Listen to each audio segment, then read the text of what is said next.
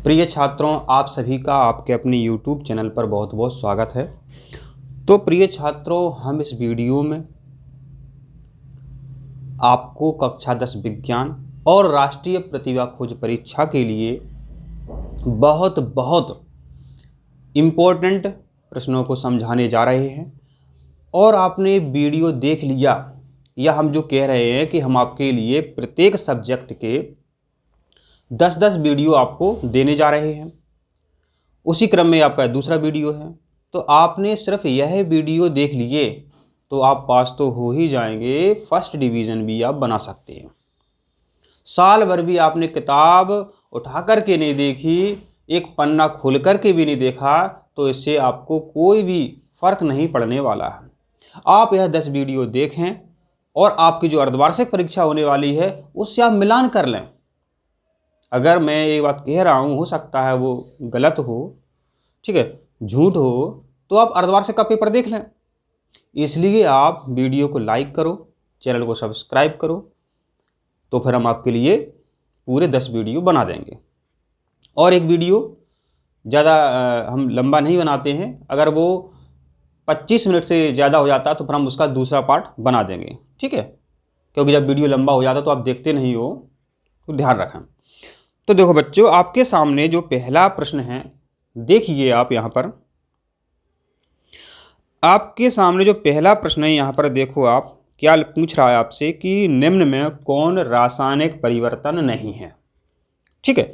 तो बच्चों, परिवर्तन जो होते हैं दो प्रकार के होते हैं, एक भौतिक परिवर्तन होता है, एक रासायनिक परिवर्तन होता है। तो जो भौतिक परिवर्तन होता है बच्चों, जो मानो भौतिक मान होता है जो हमें दिखता है, जो हमें दिख रहा है, ठीक है। आप क्या देख रहे हो? आपका दोस्त है, अच्छा है, बुरा है, ये तो आप उसके साथ रह रहे हो। अगर आप कहीं रास्ते में जा रहे हो कि बच्चा लड़ रहा है तो दिख रहा है, दिख रहा है। आज आपने स्कूल में देखा, ड्रेस में देखा, कल आपने घर में देखा बहुत अच्छी कपड़े पहना है, परसों शादी में देखा अलग तरीके के कपड़े पहने हैं। तो ये भौतिक परिवर्तन होगा, लेकिन मन में वो क्या सोच रहा है आपको पता नहीं है। आपके प्रति अच्छी सोच रखता है, खराब सोच रखता है, ठीक है। तो वो रासायनिक परिवर्तन होता है एक तरीके का। इस समझाने की मैं आपको बोल रहा हूँ, जब भी अपन इसके सभी क्वेश्चन को देखेंगे तो आपको बहुत अच्छा समझ में आ जाएगा। तो जो भौतिक परिवर्तन होता है, अगर किसी भी पदार्थ का रूप और आकार बदल जाए, माना रूप और आकार में परिवर्तन हो जाए, तो इसे भौतिक परिवर्तन कहते हैं। ये भौतिक परिवर्तन होता है। तो यहाँ देखो कह रहा है कि रूप आकार में परिवर्तन, जबकि ये भौतिक परिवर्तन में होता है।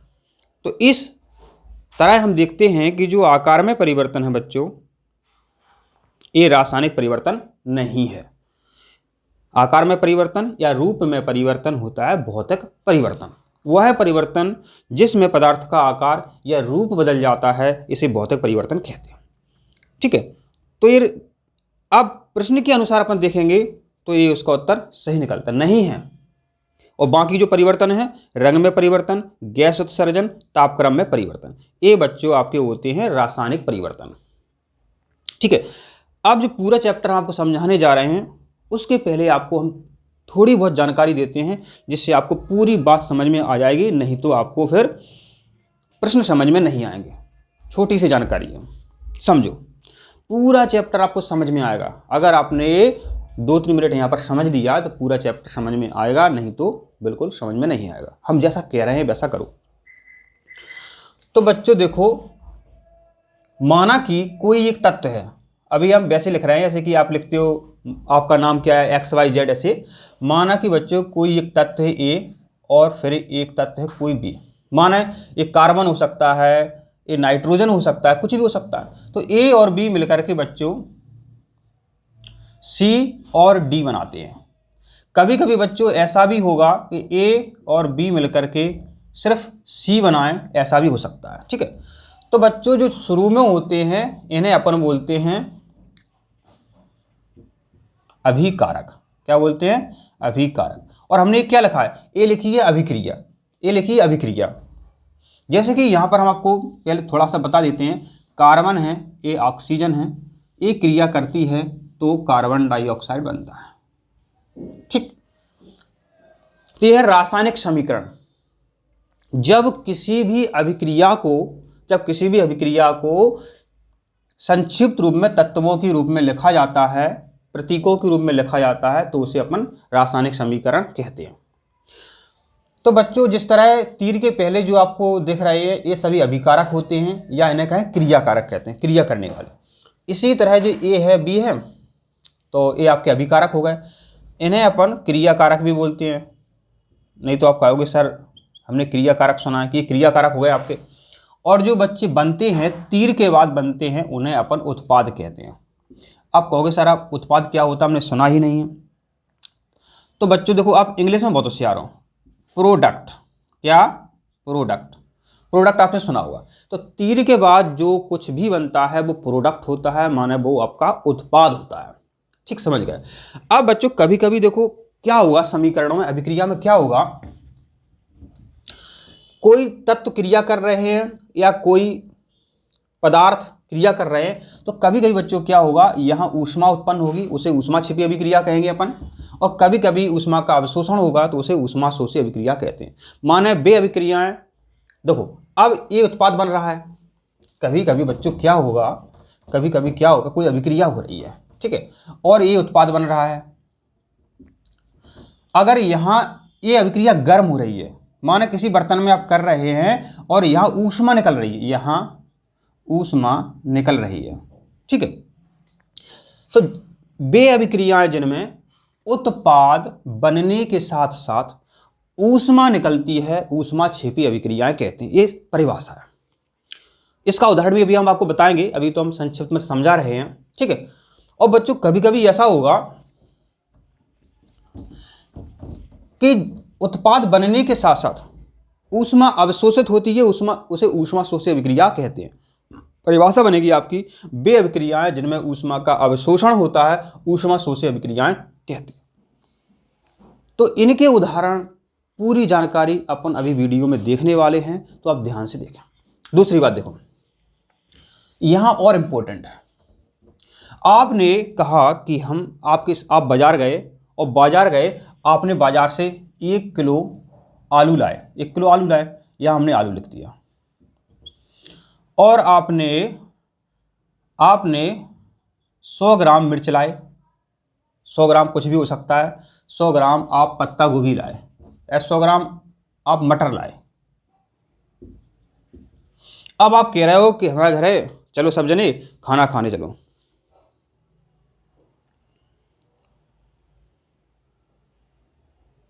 अब आप कह रहे हो हमारे घर है, चलो खाना खाने चलो, ठीक है।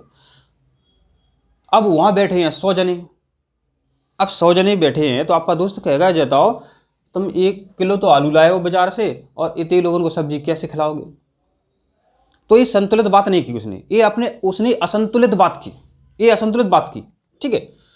तो माना कि अगर आप 1 किलो आलू लाए हो तो बच्चों यहां पर भी आपको 1 किलो ही कोई पदार्थ बनेगा, 1 किलो ही बनेगा। आपको समीकरण बैलेंस करना होता है, समीकरण संतुलित करना होता है। जब अपन इसमें अभी प्रश्न हल करेंगे तो आपको वहाँ पर बेहतर समझाएंगे आपको, जिससे आपको अच्छा समझ में आएगा। यहाँ आपको फिर थोड़ा कन्फ्यूज़न होगा, ठीक है। तो यहाँ पर बच्चों आप समझ गए कि रासायनिक परिवर्तन नहीं है, ठीक है। तो जो आकार में परिवर्तन है ये रासायनिक परिवर्तन नहीं होता। अपन अब दूसरा प्रश्न देखते हैं। अब बच्चों आपके सामने जो दूसरा प्रश्न है, समझो, कह रहा है हाइड्रोजन का योग एवं ऑक्सीजन का ह्रास कहलाता है। बहुत इंपॉर्टेंट है, 1 नंबर आपका कंप्लीट हो जाता है यहां से अगर आपने समझ लिया। हाइड्रोजन का योग एवं ऑक्सीजन का ह्रास कहलाता है, माने हाइड्रोजन का जुड़ना और ऑक्सीजन का ह्रास माने निकलना क्या कहलाता है। तो इसका उत्तर जो बच्चों है आपका अपचयन अभिक्रिया। इस पर परीक्षा में हमेशा प्रश्न आता है, इसलिए आप इसे अच्छे से समझो, समझो बात। कह रहा है जैसे कि कोई अभिक्रिया है, तो पहले समझ लो। तो जब कभी आपको ऐसा शब्द दिखे उपचयन, और कभी भी आपको ऐसा दिखे अपचयन, चयन। तो इसका उत्तर कैसे निकालेंगे? तो माने जब, जैसे कि यहाँ पर एक उदाहरण ले लेते अपन, जैसे कार्बन है, इसमें एक कोयला होता है हकीकत में, ये आपकी कार्बन डाइऑक्साइड बन गई, ठीक है। तो कार्बन में क्या है, ऑक्सीजन जुड़ गई और बन गई है कार्बन डाइऑक्साइड। तो जब कभी ऑक्सीजन किसी के साथ जुड़ जाती है, माने ऑक्सीजन क्या हो जाती है, उपस्थित। यहाँ से आप बस समझो, बात समझो, नहीं तो समझ में नहीं आएगा, साल भर नहीं पढ़ा है उससे मतलब नहीं है। उपस्थित, क्योंकि कार्बन में ऑक्सीजन उपस्थित हो गई, यहाँ उपस्थित हो जाए तो बच्चों वो होती है आपकी उपचयन अभिक्रिया। उपचयन अभिक्रिया ध्यान से सुनना। अपचयन, अप माने होता है बच्चों दूर होना, अप माने होता है दूर होना, अपचयन माने होता है बच्चों दूर होना। अब जैसे कि इसी समीकरण को ऐसा लिख दिया जाए और आपसे पूछ लिया जाए कि बताओ, ऐसा लिख करके आ जाए परीक्षा में और बताओ कि कार्बन डाइऑक्साइड जो है इसका होगा क्या है। तो इसकी जो ऑक्सीजन है ये दूर हो गई, तो यहाँ कार्बन डाइऑक्साइड का बच्चों क्या हुआ, अपचयन होगा। क्या होगा, अपचयन।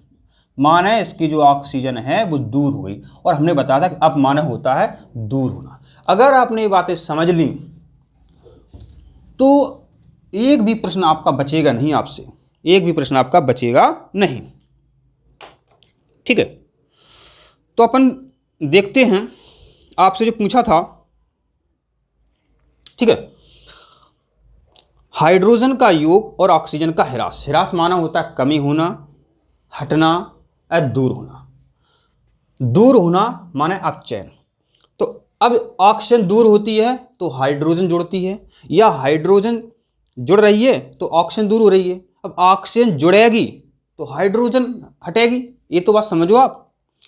तो ऑक्सीजन का ह्रास और ऑक्सीजन दूर हो रही है, तो इसलिए उत्तर जो आपके सामने था वहाँ उत्तर अपन ने समझा अपचयन। माने जब ऑक्सीजन का ह्रास होता है, ऑक्सीजन दूर होती है, तो वो अपचयन अभिक्रिया होती है। समझना ध्यान से, इसके परीक्षा में बहुत सारे प्रश्न आते हैं। अभी देखो, अपन ने अभी समझा था, समीकरण के द्वारा अच्छा समझा था, तीर के पहले जो पदार्थ होते हैं उन्हें अभिकारक कहते हैं, और तीर के बाद जो पदार्थ होते हैं उन्हें उत्पाद कहते हैं। तो यहाँ पर देखो, रासायनिक अभिक्रिया में भाग लेने वाले पदार्थ, तीर के पहले जो पदार्थ होते हैं वो होते हैं रासायनिक अभिक्रिया में भाग लेने पदार्थ। तो वो क्या कहलाते हैं बताओ? अभिकारक कहलाते हैं। समझ गए बात?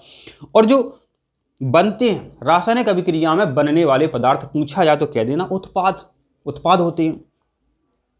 और अभिकारक को अपन क्रियाकारक भी कहते हैं, अंग्रेजी में रिएक्टेंट कहते हैं, ये ध्यान रखना। अब बच्चों बहुत अच्छा प्रश्न है आपका, समझो बात। ये लिखा हुआ है, वसा युक्त खाद्य पदार्थ विकृत गंधी क्यों हो जाते हैं? इसका उत्तर समझना बहुत सरल है, बहुत सरल है।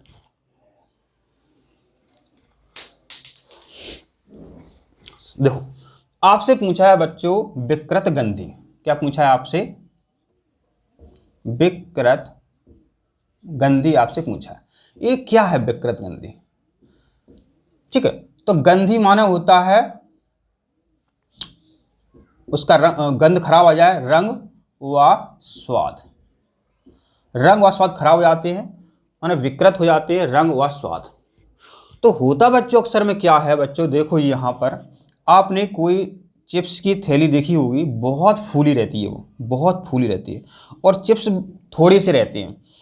तो बच्चों अगर आप दो थैली लाए, एक में अगर यहाँ पर छिद्र है, तो बच्चों क्या होता है अक्सर में, जो ऑक्सीजन गैस है वो यहाँ पर पहुँच जाएगी तो चिप्स के साथ जुड़ जाएगी, उपस्थित हो जाएगी।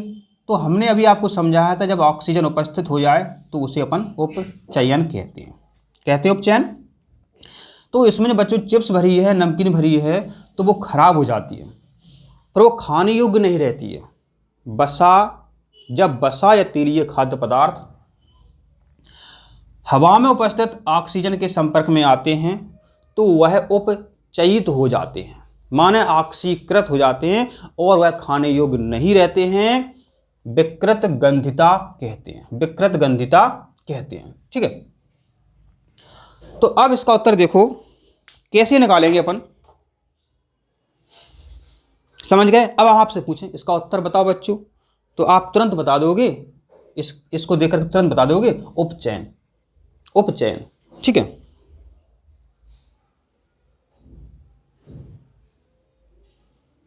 उपचयन के कारण। एक बात और समझो बच्चों यहां पर, चलो ठीक है, फिर इसमें गैस भरी कौन सी रहती है, तो प्रिय बच्चों यहां पर जो गैस भरी रहती है वो भरी रहती है नाइट्रोजन गैस, नाइट्रोजन गैस। ठीक है बच्चों, और वायुमंडल में नाइट्रोजन कितनी होती है, 78% होती है। यह जो गैस है अक्रिय गैस है, ये क्रिया बहुत कम करती है पदार्थों के साथ। ठीक है, तो इसमें नाइट्रोजन गैस भरी रहती है, ये ध्यान देना, परीक्षा में पूछ सकते हैं। ठीक है, तो चिप्स की थलियां होती हैं फूली रहती हैं, किस कारण, नाइट्रोजन गैस के कारण।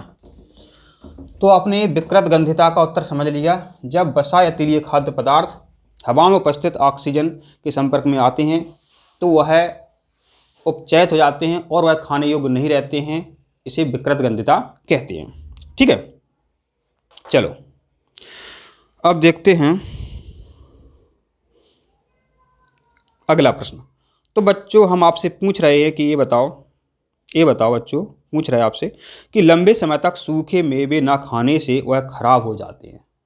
क्यों खराब हो जाते हैं, तो वो इसलिए खराब हो जाते हैं कि रखे रखे रखे रखे वह ऑक्सीजन के संपर्क में आते हैं और वह उपचयित हो जाते हैं और वह खराब हो जाते हैं, उनका रंग व स्वाद बदल जाता है। ठीक है, वह खराब हो जाते हैं। तो इसका क्या कारण है, इसका कारण विकृत गंधिता।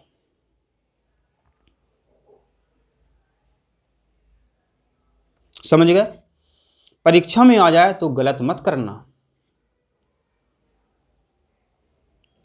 अब बच्चों आपका अगला प्रश्न है, बहुत अच्छा प्रश्न है, बहुत अच्छा प्रश्न है। पूछ रहा है कि C6H12O6 किस खाद्य पदार्थ का सूत्र है, किस खाद्य पदार्थ का सूत्र है। तो बच्चों जो C6H12O6 है ये आपको पता होना चाहिए, कक्षा 5 से आपके सर आपको बताते चले आ रहे हैं कि ये ग्लूकोज का सूत्र है। आप बीमार हो जाते हो तो आपको जो बोतल आपने देखी होगी, तो उस बोतल आपने देखी होगी, तो उस बोतल में भी बच्चों ग्लूकोज ही रहता है, ग्लूकोज ही रहता है। तो इसको थोड़ा सा समझ लेते हैं अपन। ठीक है, तो ये किस खाद्य पदार्थ का सूत्र है बच्चों, C6H12O6, ये बच्चों एक ग्लूकोज का सूत्र है, एक ग्लूकोज का सूत्र है। इससे परीक्षा में हमेशा प्रश्न आता है, कैसे आता है वो अपन समझते हैं, कैसे समझते हैं। देखो अपन ने देखा रासायनिक समीकरण क्या होता है, मान जब तत्वों को एक प्रतीकों के द्वारा, जब तत्वों को प्रतीकों के द्वारा व्यक्त करते हैं तो उसे रासायनिक समीकरण कहते हैं। अब हम आपको एक समीकरण बताते हैं, ध्यान से देखना, जिंदगी भर याद हम करवाएंगे आपको। अभी आप वीडियो देख रहे हो, आपने खाना खा लिया है तभी देख पा रहे हो, खाना नहीं खाओगे तो नींद आएगी। अपन सब जिंदा हैं तो खाना खाने के कारण तो जिंदा हैं। आपने खाना खाया तो बच्चा जो खाना खाते हैं उससे शरीर में वो पचता है तो ग्लूकोज बनता है, ग्लूकोज बनता है C6H12O6 बच्चों ग्लूकोज बनता है। और अपन जो सांस लेते हैं वो सांस जाती है शरीर में फेफड़ों के द्वारा, फेफड़ों के द्वारा। ठीक है, अब अपन बोल रहे हैं, बात कर रहे हैं, तो अभी आप अपने सर्दियां चल रही हैं तो दर्पण के सामने देखना, बोलोगे तो उसमें दर्पण में पानी छा जाता है, पानी छा जाता है। तो पानी का सूत्र बच्चों क्या होता है, H2O, H2O बन रहा है। दूसरी चीज आप सुन रहे हो, कई लड़के झगड़ भी सकते हैं, हम आपको कितना समझाते हैं कि ऐसे ऐसे ऐसे आप अध्ययन करो, आप समझते नहीं हो। माने आप घर में उद्यम भी करते रहते हो, उद्यम जब करते हो बच्चों जब आपके अंदर ऊष्मा है, ताकत है। ठीक है, तो बच्चों H2O बनता है और CO2 बनता है। इसको ऐसा लिख दो, इसको ऐसा लिख दो, इससे समझ में आएगा। आपने भोजन खाया और ऑक्सीजन ली तो बच्चों बनेगा क्या, यहाँ कार्बन डाइऑक्साइड गैस बाहर निकलती है। पहली बात तो ये नाक के द्वारा, ठीक है। ऑक्सीजन लेते हैं, कार्बन डाइऑक्साइड निकालते हैं, तो कार्बन डाइऑक्साइड लिख दिया, इसमें अपन ने क्या, कुछ नहीं। फिर हमने बोला था कि दर्पण के सामने आप खड़े हो जाओ तो पानी भी निकलता है मुंह के द्वारा, यही तो होता है। तो माने ये हमने बताया कि हमने रोटी खाई, सांस ली, और फिर होगा क्या, कार्बन डाइऑक्साइड बाहर निकली और पानी भी वाष्प के रूप में बाहर निकला। ये हमने प्रतीकों के द्वारा दर्शाया। क्या हमने जो किया, आपने जो किया, यही होता है रासायनिक समीकरण, ठीक है। और सुनो, हम आपको इन सभी के जो लिखने वाले प्रश्न होते हैं उनको भी समझाएंगे, ठीक है। तो ध्यान से आप इन्हें देखते रहना। देखो अब इसको बैलेंस कर लेते हैं बच्चों। अपन कैसे बैलेंस करेंगे, यहाँ कार्बन देखो 6 हैं, यहाँ कार्बन आपका एक ही है, तो अपन शुरू में यहाँ 6 लगा देते हैं। क्या किया हमने, कुछ भी नहीं किया, ये संतुलित कर रहे हैं हम। अब बच्चों क्या है, यहाँ पर आप देखो, यहाँ हाइड्रोजन आपके 2 हैं, यहाँ हाइड्रोजन आपके 12 हैं। ये 12 हैं, इन्हें आप कैसे कर सकते हो 12, तो यहाँ कौन सी संख्या का गुणा करें ये 12 हो जाए। 5 दूनी 10 नहीं हो रहे हैं तो हम 6 का गुणा कर देंगे, 6 दूनी 12, और ये भी 12 है, ठीक है। अब बच्चों यहाँ देखो, यहाँ ऑक्सीजन आपकी कितनी है, 2, इधर है 6 और 2 8 ऑक्सीजन है। यहाँ ऑक्सीजन कितनी है, तो 6 और 2 12 ऑक्सीजन बच्चों ये है आपकी, और 6 ऑक्सीजन आपकी जी है। माने टोटल देखा जाए तो 12 6 18 ऑक्सीजन है अपनी, क्या है 18। यहाँ बच्चों कितनी है, 6 ऑक्सीजन जी हो गई हैं और 2, ये अपनी टोटल 8 ही है। अब बच्चों इधर जब आपकी 18 ऑक्सीजन हैं, इधर आपकी 8 हैं, तो अबे अपन को इधर 12 की आवश्यकता और 12 नहीं, हम नहीं, देखो 6 2 8, तो 6 दूनी 12, 6 दूनी 12, हाँ अभी अपन गलत कर गए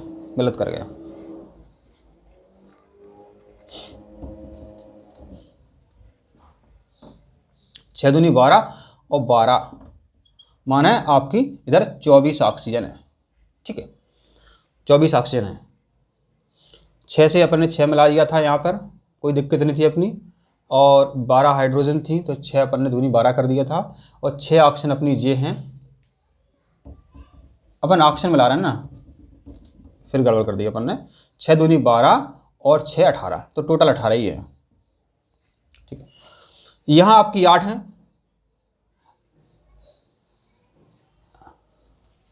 यहाँ आपकी अभी 8 है, ठीक है।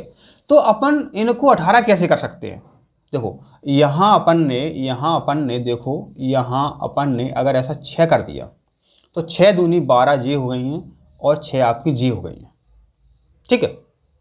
यह अपन ने 6 कर दिया तो 6 दूनी 12, ये 12 हुई आपकी, और 12 6 18, इधर भी आपकी 18 ऑक्सीजन हो गई हैं और इधर भी आपकी 18 ऑक्सीजन हो गई हैं।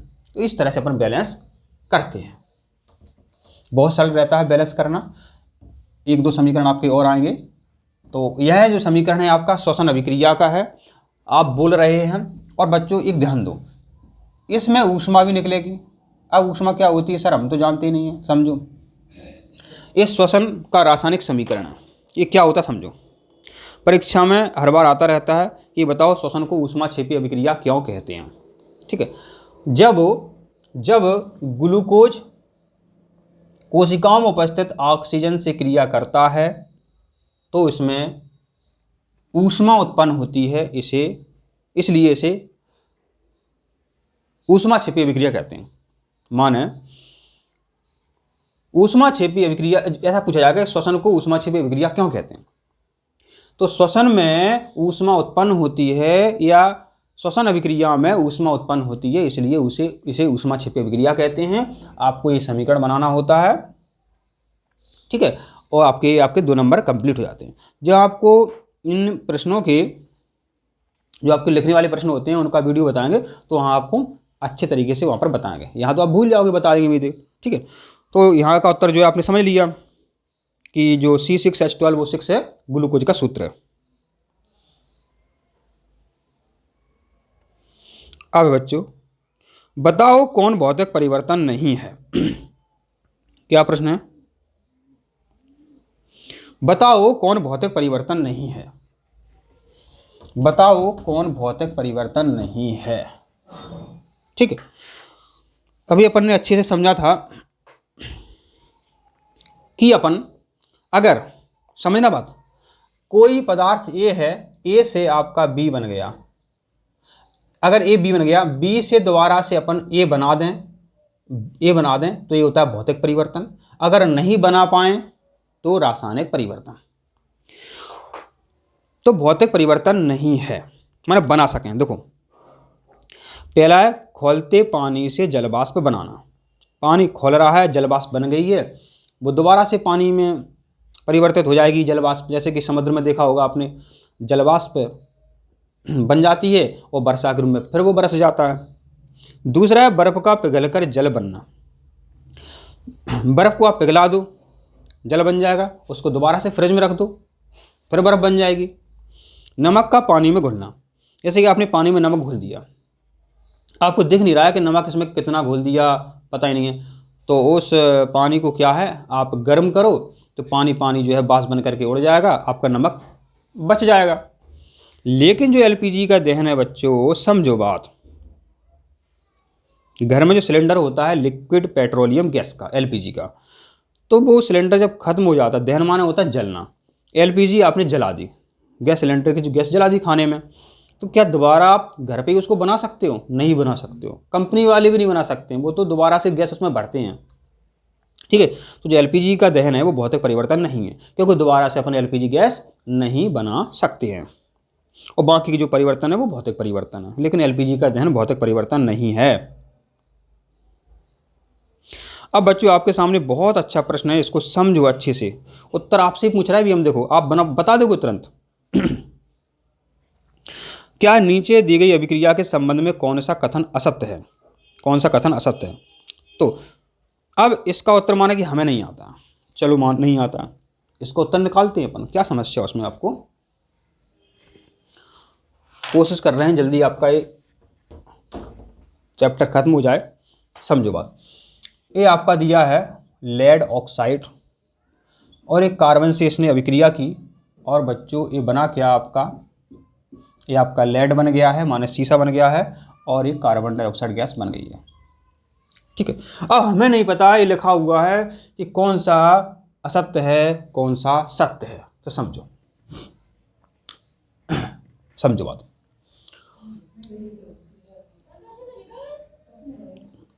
एक चीज समझो,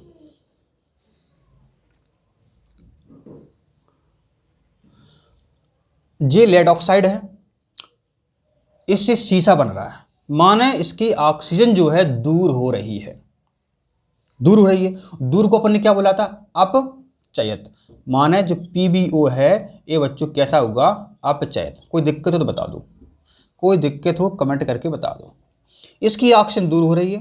कार्बन देखो बच्चों, बोला था हमने कार्बन में जब ऑक्सीजन आ जाए उसे बोलते हैं उपस्थित, तो कार्बन बच्चों उपचयित हो रहा है, ये तो अपन ने यहाँ पर समझ लिया, क्योंकि यहाँ देखो इसकी ऑक्सीजन चली गई है और इसमें ऑक्सीजन उपस्थित हो गई है।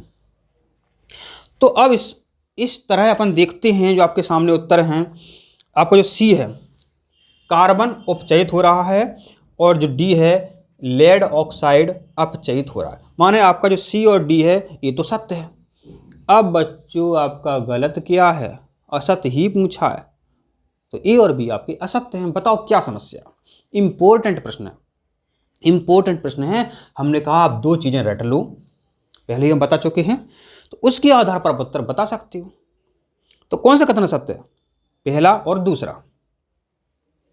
जब सी और डी सही हो गए हैं तो ये आपके दो गलत हैं, ए और बी। ठीक है, तो असत्य पूछा है तो ए और बी आपके असत्य हैं। ठीक है, आपको ये दिख रहा है यहाँ पर, ये देखो बच्चों दिख रहा है आपको, ए और बी असत्य हैं। असत्य आपसे पूछा है। अब बच्चों देखो, ये बहुत अच्छा समीकरण है और हर साल परीक्षा में आता रहता है, हर साल परीक्षा में आता रहता है। अपन जल्दी से देख लेते हैं।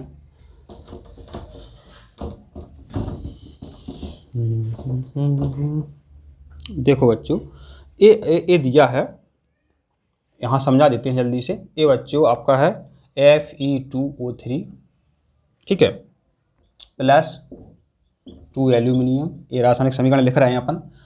अब देखो बच्चों क्या होगा, समझो बात।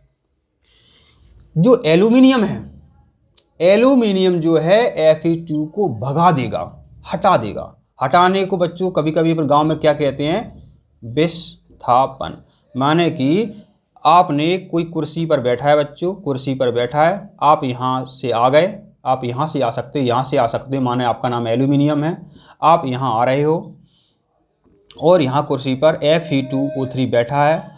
आपने कहा उठो इनसे, बैठना मुझे। अब बेचारा Fe2 हट गया, क्योंकि आप अधिक क्रियाशील हो। समझो बात, आप अधिक क्रियाशील हो, आप अधिक क्रियाशील हो, इसलिए आपने Fe2 को हटा दिया बेचारे को और आप यहाँ आके बैठ गए। तो अब क्या बचेगा, Al2O3 प्लस Fe बेचारा अलग हो जाएगा, अलग बैठ जाएगा। माने आपने उसको विस्थापित कर दिया, अपनी जगह से आपने विस्थापित कर दिया। तो बच्चों ये आपका उत्तर क्या बनेगा, फिर क्या बनेगा, विस्थापन अभिक्रिया। आपने हटा दिया है, आप एल्यूमिनियम भाई साहब ने इसको हटा दिया है। अब संतुलित कैसे करना देख लेते हैं। नहीं आप कहोगे संतुलित नहीं किया, तो बच्चों समझो, Fe यानी Rn यहाँ 2 हैं, यहाँ Rn 1 है, तो यहाँ 2 लगाएंगे। और सुनो, अभिकारक के बाद जो उत्पाद बनता है वहाँ पर बाद में नहीं लगाते, ध्यान देना, शुरू में लगाएंगे। नहीं आप कहोगे कि सर समझ में नहीं आया है, ठीक है। तो ये विस्थापन अभिक्रिया का उदाहरण है, क्योंकि आप एल्यूमिनियम भाई साहब ने Fe को हटा दिया, भगा दिया।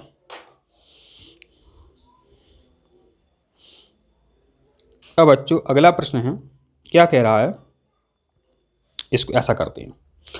लोह चूर्ण पर तनु हाइड्रोक्लोरिक अम्ल डालने से क्या होता है। समझ रहे बात, इसका उत्तर भी दिखती है।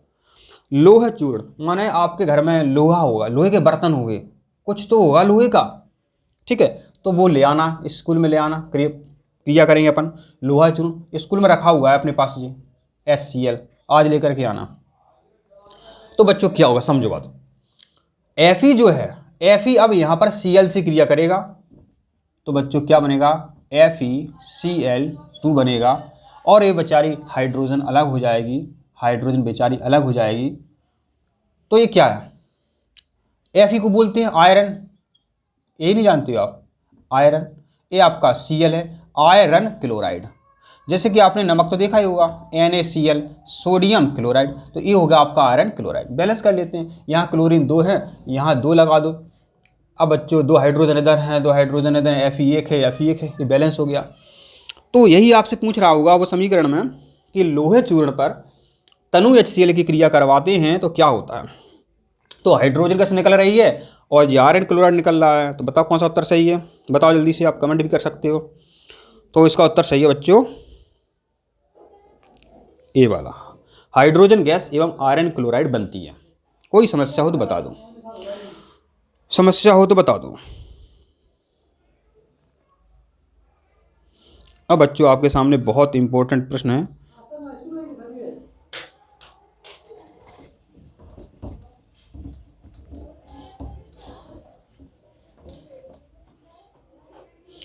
बहुत अच्छा प्रश्न पूछ रहा है कि ये है कैल्शियम ऑक्साइड, इसे कलई कहते हैं अपन।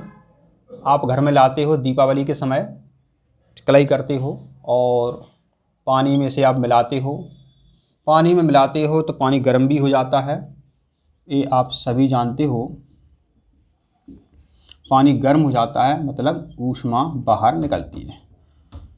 जो आपके घर में हुआ था दीपावली के समय, वो अपन ने यहाँ पर संकेतों के रूप में लिख दिया है और अपन ने कुछ भी नहीं किया है, ध्यान देना। तो पूछ रहा है कि उपर्युक्त अभिक्रिया है, तो ऊष्मा निकल रही है, क्लियर है। यहाँ तो प्रयोग करना, घर पे कलई रखी होगी, उसको पानी में मिला देना, पानी गर्म हो जाएगा तो ऊष्मा छिपी अभिक्रिया है। आप कहोगे सर आप झूठ बोल रहे हो, तो प्रयोग करके देखना तब बताना, ठीक है। तो बच्चों ये क्या होता है, इसे अपन बोलते हैं कैल्शियम ऑक्साइड, कलई भी बोलते हैं गांव की भाषा में, ध्यान देना। दूसरी बात, इसे कहते हैं बिना बुझा चूना, बिना बुझा चूना कहते हैं अपन, ठीक है। ये है बुझा हुआ चूना, कैल्शियम हाइड्रो ऑक्साइड, ठीक है। ये भी आप ध्यान रखना, यहाँ पर ये भी आप ध्यान रखना। तो इसका उत्तर बता दो जल्दी से, ये कैसे अभिक्रिया है, ये कैसे अभिक्रिया है, ये ऊष्मा छिपी अभिक्रिया है। परीक्षा में हमेशा प्रश्न आता रहता है। हमेशा आता रहता है। वे अभिक्रियाएं जिनमें उत्पाद बनने के साथ साथ ऊष्मा बाहर निकलती है, ऊष्मा क्षेपी अभिक्रियाएं कहते हैं। ए वाला समीकरण लिख देना।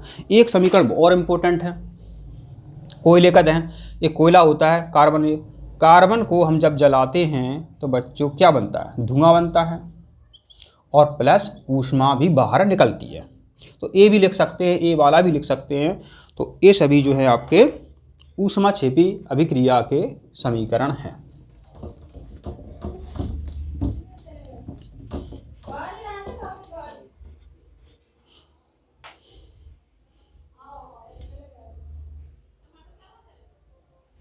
अब बच्चों है रिक्त स्थान। किसी रासायनिक अभिक्रिया का समीकरण के रूप में प्रतीकात्मक निरूपण क्या कहलाता है? क्या कहलाता है बच्चों, बता दो जल्दी से फटाफट। रासायनिक समीकरण कहलाता है। ठीक है। अब है बच्चों ऐसी अभिक्रियाएं जिनमें दो या दो से अधिक अभिकारक संयुक्त होकर एकल उत्पाद बनाते हैं कहलाती है संयोजन अभिक्रिया। माने मिलना माने संग संग मिलना, आना।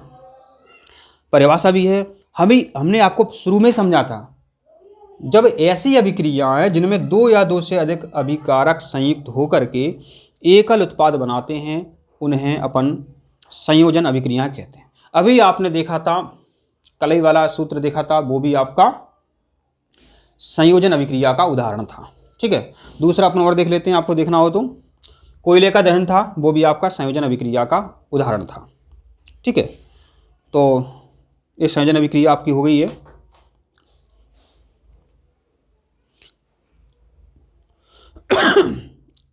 अब देखो बहुत इंपॉर्टेंट है, जब किसी अभिक्रिया में एकल अभिकर्मक टूटकर, एकल माने होता है एक, टूटकर दो या दो से अधिक छोटे उत्पादों में विभक्त हो जाता है, तब वह अभिक्रिया कहलाती है अपघटन या वियोजन अभिक्रिया। समझो बात, इंपॉर्टेंट प्रश्न है। अपघटन माना होता है बच्चों टूटना। जैसे कि CaCO3 है, इसी से कलई बनाते हैं। तो फैक्ट्रियों में कलई जाती है, इसको गर्म करते हैं तो ये आपका कैल्शियम ऑक्साइड माना कलई बन जाती है और इसमें से धुआं बाहर निकल जाता है। ठीक। तो ये क्या है, एक है कि नहीं है, एक कोई अपन एकल बोलते हैं, एकल हो गया। तो वे अभिक्रियाएं जिनमें एकल अभिकर्मक टूटकर दो या दो से अधिक छोटे उत्पादों में टूट जाता है, अपघटित हो जाता है, तो उसे अपघटन या वियोजन अभिक्रिया कहते हैं।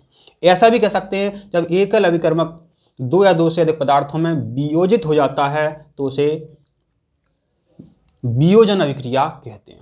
ठीक है। एक से दो बन गए, कभी कभी दो से एक बनेंगे तो वो संयोजन अभिक्रिया है, और एक से दो या दो से अधिक पदार्थ बन गए तो आप समझ गए वो अपघटन अभिक्रिया। अपघटन माने टूटना।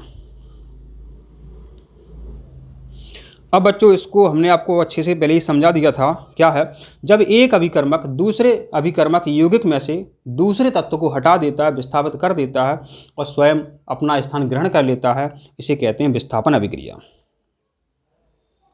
आपके स्कूल में आपके गुरुजी ने, आपके सर ने एक समीकरण जरूर बताया होगा, प्रैक्टिकल भी किया होगा, नहीं किया होगा तो कमेंट कर देना। जैसे क्या होता है बच्चों, आपके स्कूल में एक कॉपर सल्फेट का विलयन रखा होता है। ठीक है। कॉपर सल्फेट का विलयन नीले कलर का होता है। इसमें बच्चों आप लोहे की कील लाओगे और इसमें आप लोहे की कील इसमें आप ऐसे इसमें डुबा दोगे। ठीक है। लोहे की कील इसमें आप इसमें डाल दोगे तो बच्चों ये नीला जो विलयन है इसका कलर चेंज हो जाता है। ठीक है। तो अब कैसे होगा, तो जो Fe है, Fe ने कॉपर को भगा दिया, अब बनेगा क्या, FeSO4, फेरस सल्फेट बन जाता है। अब बच्चों आपका अलग हो जाता है कॉपर। ये हमेशा 2 नंबर में आता रहता है। समीकरण के द्वारा बताओ तो ये आपका समीकरण हो गया। ठीक है। इस कई प्रकार के होते हैं, एक ये लिख लो, जस्ता माने जिंक सल्फेट है। ठीक है। और जिंक सल्फेट नहीं है बच्चों, ये आपका कॉपर सल्फेट है। अगर आप इसमें Zn भी मिलाते हैं तो बच्चों आपका ZnSO4 बन जाएगा और आपका कॉपर अलग हो जाएगा।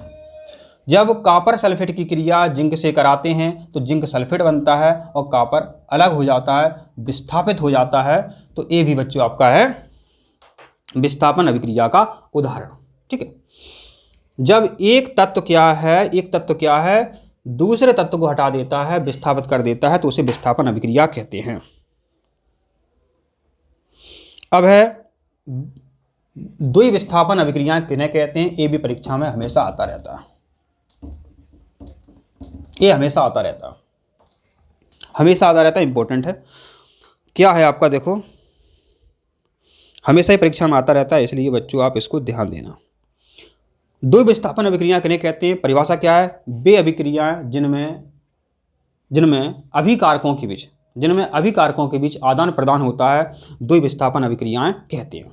क्या होता है देखो, जैसे कि आपके स्कूल में रखा होगा, नहीं रखा होगा तो हम प्रयोग करके दिखा देंगे आपको। ये आपका सोडियम सल्फेट, इसमें आप बच्चों क्या मिलाएंगे, बेरियम क्लोराइड अपन इसमें मिलाएंगे। ठीक है, जैसे कि हमने आपसे कहा बच्चों सोडियम क्लोराइड का सूत्र बताओ, तो आपने तुरंत बता दिया NaCl, और हमने कहा कि बच्चों आप मैग्नीशियम क्लोराइड का सूत्र बताओ, तो आपने जी बताया। इसमें देखो, इसमें कहीं भी संख्या नहीं लिखी हुई है, यहाँ पर देखो बच्चों ये संख्या दी हुई है, समझना बात। अब वही यहाँ पर होगा, वही चीज़ यहाँ पर बनेगी बच्चों। यहाँ पर देखो आपको साफ ना दिखे तो वीडियो हाइपर चलाएं, तो बच्चों यहाँ पर क्या होगा, एक चीज़ जो है यहाँ से टूट जाएगी। ठीक है, तो आपका यहाँ बन जाएगा BaSO4 प्लस NaCl बन गया। देखो तो ये हुआ क्या है बच्चों, जो बेरियम होता है इसकी संयोजकता 2 होती है, सल्फेट की भी 2 होती है, Na की 1 होती है, क्लोरीन की 1 होती है, हमने आपको कई बार बताया है। तो ये बन जाता है। अब बैलेंस करने की बात आती है तो बैलेंस कर सकते हैं आप। क्लोरीन यहाँ 2 हैं बच्चों, यहाँ क्लोरीन 1 है, यहाँ 2 लगा दो, कोई समस्या नहीं है, 2 लगा दो। और यहाँ सोडियम 2 हैं, यहाँ सोडियम आपके 2 हो गए हैं, यहाँ बेरियम 1 है, यहाँ बेरियम 1 है, आपका बैलेंस पूरा है। ये इस तरह से आप बैलेंस कर सकते हैं। माना वे अभिक्रियाएँ जिनमें अभिकारकों के बीच आदान प्रदान होता है, माने सोडियम के जो 2 आयन थे और बेरियम के जो 2 आयन थे, इनने आदान प्रदान कर लिया, सोडियम ने और बेरियम ने आदान प्रदान कर लिया। तो वे अभिक्रियाएं जिनमें अभिकारकों के बीच आयनों का आदान प्रदान होता है, द्विविस्थापन अभिक्रियाएं कहते हैं। अब बच्चों बहुत अच्छा प्रश्न है, ये तो अपन हल कर चुके हैं। वे अभिक्रियाएं जिन्हें उत्पाद के साथ साथ ऊष्मा भी बाहर निकलती है, उन्हें कहते हैं ऊष्मा छिपी अभिक्रियाएं। अब है एक वाक्य में उत्तर दीजिए, बहुत सरल है, समझो। जब किसी यौगिक से ऑक्सीजन संयुक्त होती है, ऑक्सीजन जुड़ती है, तो क्या कहेंगे, उपस्थित होती है, तो उपचयन कहेंगे। इसमें कोई समस्या आपकी नहीं आने वाली है। ठीक है, एक वाक्य में उत्तर दीजिए, ये चल रहे हैं आपके। अब जब किसी यौगिक से ऑक्सीजन की क्षति होती है, माने ऑक्सीजन बाहर निकलती है, माने दूर होती है, तो क्या बोला था हमने, अपचयन। तो ये आपका हो जाएगा बच्चों अपचयन, दूर हो जाती है। अब है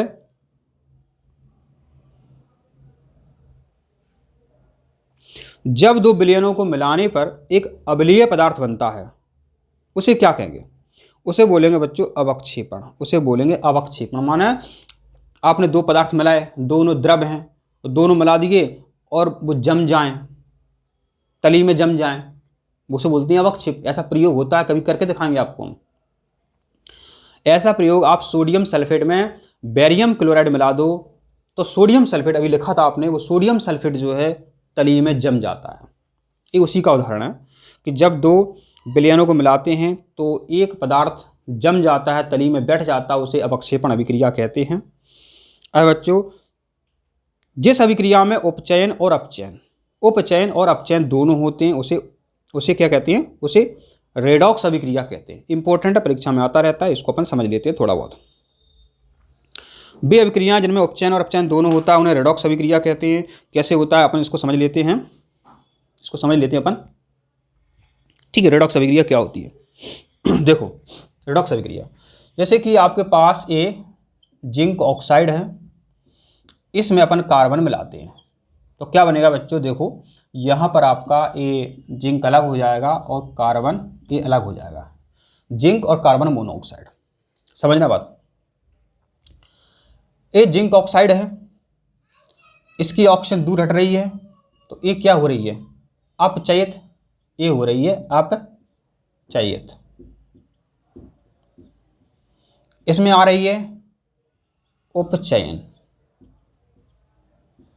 तो ऐसी अभिक्रियाएं जिनमें अपचयन भी हो उपचयन भी हो वो अभिक्रियाएं कहलाती हैं बच्चों रेडॉक्स अभिक्रिया। रेडॉक्स अभिक्रिया कहलाती हैं। वे अभिक्रियाएं जिनमें अपचयन और उपचयन, या ऐसे कहें वे अभिक्रियाएं जिनमें उपचयन और अपचयन दोनों होता है, उन्हें अपन क्या कहते हैं?